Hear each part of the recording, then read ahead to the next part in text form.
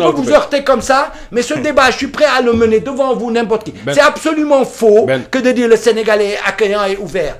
Il dafa am fu mu yem. Ben s'il te plaît, Mayer Babacar est-ce que li mu wax comme ça ñu jeexal. Je suis parfaitement d'accord avec lui. Ça existe dans ce pays. Et c'est la parole haineuse, elle est davantage libérée depuis ces derniers temps.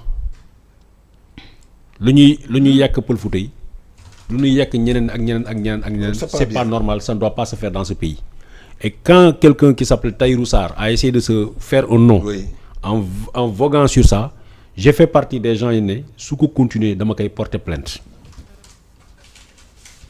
C'est une réalité. Par contre, on a besoin de l'étranger ici bu ñu ko mënee jël xaalisam facilement au Sénégal. Tey jii dem na ba da ngay gis ci appartement yi ñuy loué les gens ont des appartements mais dañ naan duñ ko loué lu dul ay étrangers ay Gabonais ay Congolais. dañ koy bind affiché carrément dañuy loué appartement mais étranger lañ ci taamu. parce que ñoom ñoo gën a nangu fay quoi. ñoo lu leen teg ñu tegu ko te du ñu demante ak ñoom huissier de justice mais ñenn nañ sax du ñu ñàkk nar a fay parce que c'est un climat dañ leen di won ni amoo leen fi dara donc mënu leen ñu opposé wu. su ngeen ñu opposé wu da ngeen ñuy fay par force. Or ne serait-ce que la discrimination dans le choix du client. C'est pas bien. C'est une infraction pénale. Exactement. Mais ñoom am nañu sañ-sañu ñeme ba ne la man damay louer mais étranger lay louer tubaab yi sax léeg-léeg ñoom ñu def ko nga xam ne dañuy louer mais ñu ne ngeen ñëw bu ngeen ñëwee ñu ne non yow duñ la louer ñu xool ñu ne quel est le meilleur dossier bu ñu fekkee ne aspect financier la mën nañu ko xalaat mais nga ne biir Sénégal yow ngay doomu Sénégal nga def ségrégation damay louer sama appartement mais étranger laa koy louer. Normalement le procureur doit s'autosaisir. li ko mooy nit ñi war nañu signaler loolu ñu porter plainte pour loolu parce que discrimination la tudd. Discrimination ci sa biir réew loolu mënuñu ko imaginer mais c'est le paradoxe du Sénégal et des Sénégalais bëgg nañu étranger bu fekkee ne mën nañu jël xaalis ci moom mais bu fekkee ne étranger mu ngi bëgg a uti xaalis ci Sénégal bëgguñu ko. ma dégg naa seen coow lu bari ñu ngi wax ci waxu boulangerie yeeg boutique yeeg affaire yooyu nga xam ne pël yi jël nañ ko ba ci. raxas oto yi mais ñaata sénégalais ñoo bëgg a nangu dem defi liggéey yooyu lu sénégalais nangu ta def ci liggéey fii ci réew mi fii bu demee France wala mu dem Italie wala loolu liggéey boobu lay def coro man en France j'ai même gardé des enfants babysitter. Ah bon? waaw babysitter lu ñu deful dañuy dem ci mairie yi wala ci école yi bind suñu tur suñu adresse suñu numéro téléphone ñu affiché ko parents yi nga xam ne ñuy liggéey seen doom yi dañ ko yóbbu crèche mais crèche dafay tëj à 16h dañuy bëgg koo xam dafay jëli seen doom yóbbu ko kër ga nga nekk fa ak moom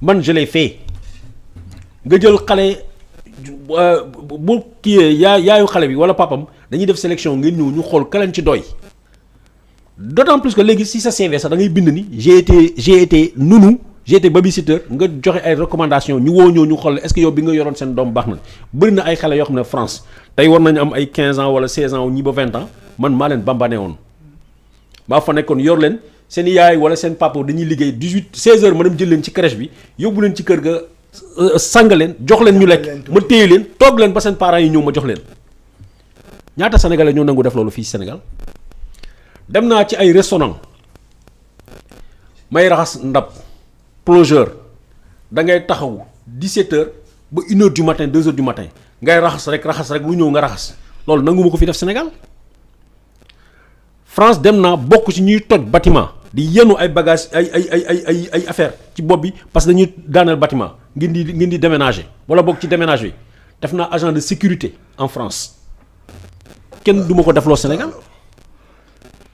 bëri na liggéey yoo xam ne ñu ngi fii Sénégal duñ ko def comme mun naa ne Sénégal def naa fi nu ñu koy waxati takk cravate ñuy yónni ci buntu kër yi ni ñu koy waxati promotion def naa ko fi dans les années ay booru 98 99 def naa plomberie. les vendanges parce que j'ai eu la chance dans l'Hérault booru Montpellier j'avais une famille d'accueil là-bas mais foofu ngay gis la France profonde nga gis sénégalais yoo xam ne nit day toog ñu ne la kii médecin la woon wala kii dafa jàng médecine mu bàyyi ko Sénégal mu dem nekk dans des trucs di vendanger mooy for ay raisin toolu raisin yi ngeen di nekk di dajale les Sénégalais le font mais pire encore liggéey yoo xam ne mënuloo ko imaginer mais bu ñu ñëwee fii Sénégal ne duñ ko def léegi nag liggéey yooyu les petits métiers là bi ngeen bàyyi fii parce que boo xoolee tey raxas oto yi par exemple gis naa de plus en plus jeunes séeréer yi ñu ngi koy def mais surtout pël yi ñoo ci gën a bari oto boo indi ñu fayee ko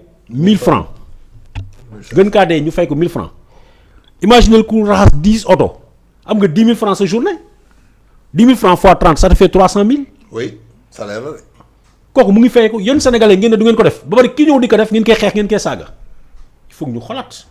li mu wax c'est vrai il y a un racisme extraordinaire bu rampant mais ce racisme là ne se limite pas entre simplement sénégalais ak étranger mais entre sénégalais ak sénégalais. merci beaucoup. diw njaago la diw joolaa la. loolu c'est pas diw bien lii la ainsi de suite. loolu nag on est entre nous ñu xoolante ci biir bët ñu waxante ko dëgg la dafa am.